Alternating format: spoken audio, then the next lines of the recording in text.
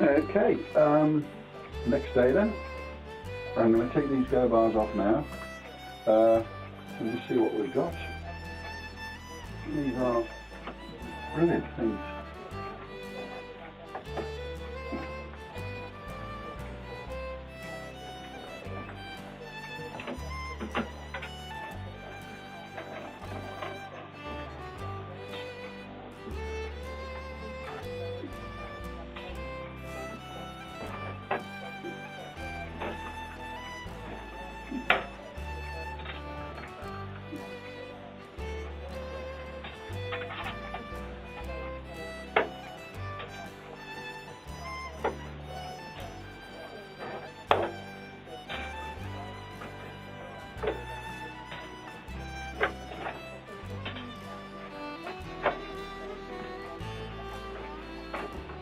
Right, that's my go bars all off. That's me back. That's lovely, just the job. Now, you can see I've got quite a bit of glue run out there, which I'm going to clean off now with a chisel and then just sand it down to make it nice and smooth. And then I'm going to put this back strip in. So I'll start that. It's a bit of a time consuming job, it's not particularly difficult, but it's one of those things that does take a little while to do. So I'm going to, well, I'll just turn this around so you can see what I'm actually doing. There you go. Basically all you do is just get a chisel and scrape it down, you can see it coming off.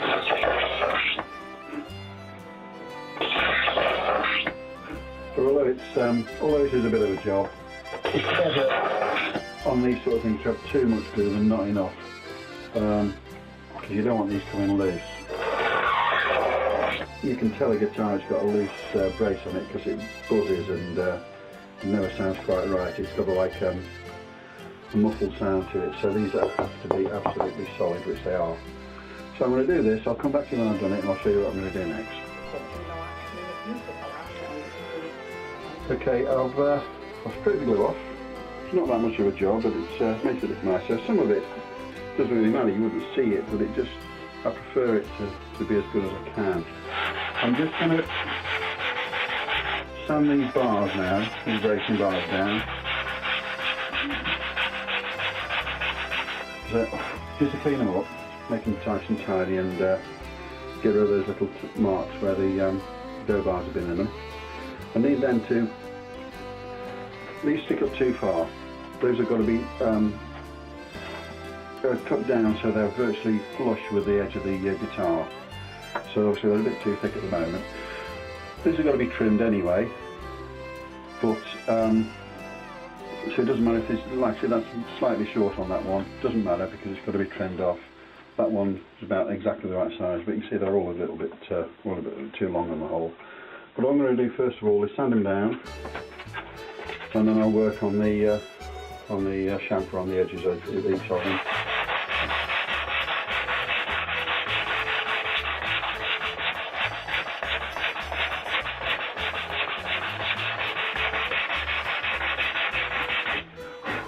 Now, I'm sure you don't want to watch me doing this for the next half an hour, so I'm going to switch the camera off. Get this done, trim these down a little bit, and then we'll start talking about putting the centre bar in. Okay, sanded them down. I'm just in the process now of taking these down a little bit. It's not that much of a job, you have to be a little bit careful with it. Obviously you don't want to be catching a crab with the good wood. This has just got to obviously be sanded down once this rough paring's taken off. The idea is to feather it down to virtually nothing here. Makes it a little bit easier when you come to put it on the sides. Now, as you can see, just take a little while. I have to keep moving this around.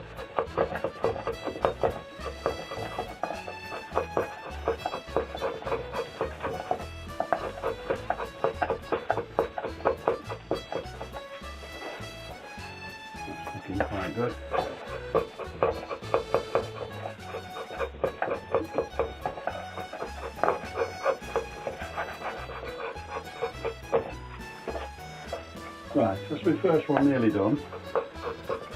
And again, I don't want to bore you to death while I'm doing the rest of them.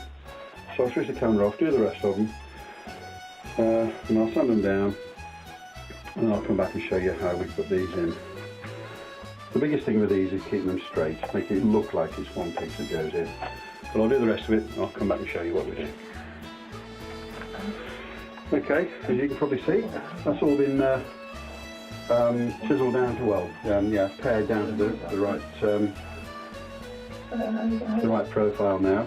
Just going to sand these, and then we'll have a look at putting these parts in. Are they under the tree? Okay, that's all done, and that's lovely. Just the job, smooth as a baby's bottom, nicely feathered into the edge. Everything's there, set to go. No problem with that whatsoever. Now then, this side strip, this centrepiece, this reinforcing strip that goes down there. What we use, I'm going to see that. This is Sitka spruce, but you can see the grain is running across. The idea of that is to give it some strength when it's actually put in place. Now, you've got 5 of these. They've all got to fit in here like this. Like that. Now, obviously, it would be nice if they fitted really flush and they were in a straight line. And that's, again, that's one of these things. It's not a really difficult job, but you have to be so careful because, you know, I've only got 5 pieces of it. I've got some more Sitka, but unfortunately, it's a bit too thick. I could always plane it down, I suppose, but I'd rather try and use these if I can. When you're trying to cut through these, of course, you're cutting with the grain, and it means that sometimes, you know, you'll cut there, but you'll end up taking off that, so you'll end up taking off a little bit too much if you're not very careful. The other thing is these are just saw cut to that size, that profile, absolutely square, which, okay, they'll look all right, but I prefer to round the edges off and sand them down because I think they look nicer once they're just got a tiny bit of a profile on them. Martin use like a properly contoured one, you know, which is curved. Obviously that's cut on a machine. I could do that, but it would take me bloody ages, so I'm not going to bother, but I'm going to make them look a lot nicer than that. So my next job really is sanding these down and then measuring up. The problem is when you glue them on, although I've got a centre line here to work to, and I can sort of measure these and make a pencil mark each side to get them in the right place and all the rest of it, is that as soon as you put the glue on and squeeze them down, the glue spreads out from the side like it did on these, and you can't see your pencil mark where it's supposed to go. So what I'm going to do, and this is something I thought about last night, I'm going to actually make my pencil marks just on these bars here, with a centre line down these, and I should be able to line them up properly like that. If it all works as it should. These things all sound fine in theory, it's just when you actually try doing them that you have the problems. The other thing is that you know, one on there, I'll just take this clamp off.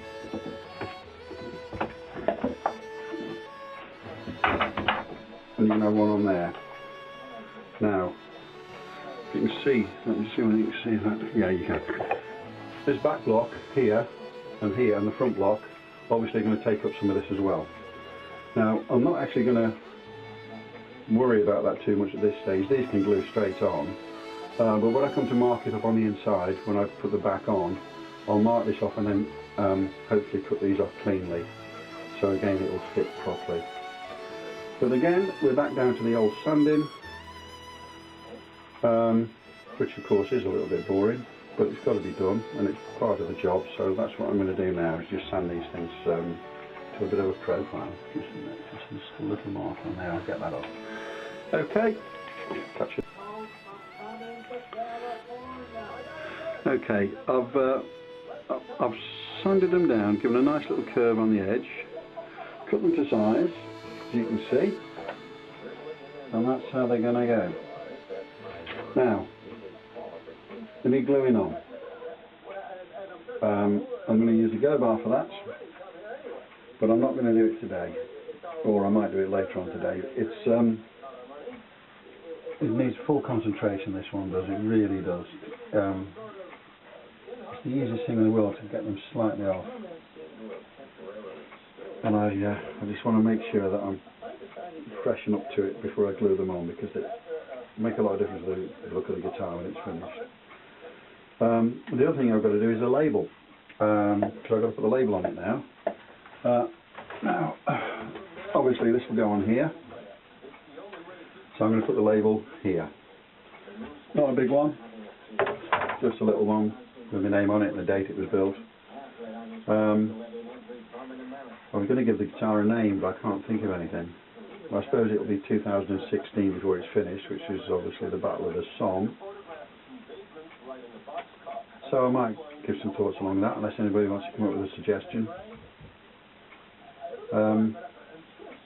But I think that'll do for today.